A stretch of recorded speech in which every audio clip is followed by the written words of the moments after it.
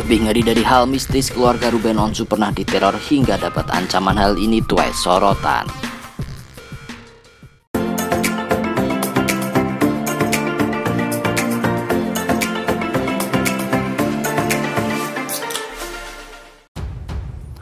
Sarwenda, istri Ruben Onsu, mengaku bukan hal mistis yang bikin takut, melainkan kejadian tragis yang membuat Sarwenda dan Ruben Onsu harus memutuskan pindah rumah.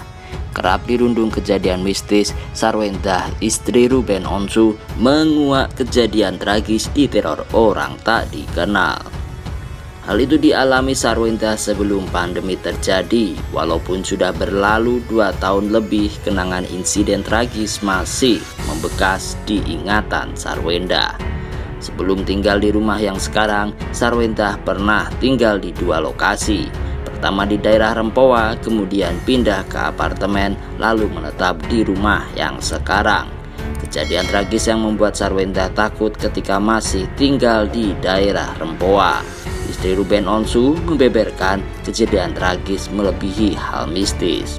Ia mengaku ketika tinggal di Rempoa kerap mengalami teror oleh orang asing tak dikenal. Dulu sempat tinggal di apartemen kan, karena di situ rumah Rempoa ada yang teror kan, ujar Sarwenda dikutip dari sripoku.com dari channel YouTube The Hermansyah A6 Minggu 4 September 2022. Sembari mengalami kejadian mistis yang datang silih berganti, ternyata Sarwenda kena teror tragis. Bahkan teror yang dialami Sarwenda sudah masuk ke ranah ancaman.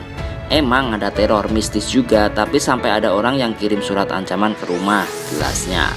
Sehingga membuat Sarwenda dan Ruben Onsu pun makin takut dengan teror tersebut. Justru lebih takut karena posisinya itu orang berwujud dan dia udah lempar batu gitu, ungkapnya. Imbas teror dan ancaman tersebut, Sarwenda mengatakan Ruben Onsu merasa tak tenang hidupnya. Walaupun kita ada penjaga tapi tetap takut, jelas Sarwenda. Hingga ia akhirnya memutuskan untuk pindah rumah dari daerah Rempoa. Ruben Onsu dan Sarwenda memilih untuk tinggal di apartemen untuk menghindari kejadian tragis tersebut. Tadinya beli apartemen mau disewain orang gak jadi karena dilemparin batu dengan surat ancaman gitu-gitu, lanjutnya. Cobaan teror orang tak dikenal menjadi beban hidup yang harus dilalui Sarwenda. Apalagi saat itu ia masih mengandung anak keduanya, Tania Putri Onsu.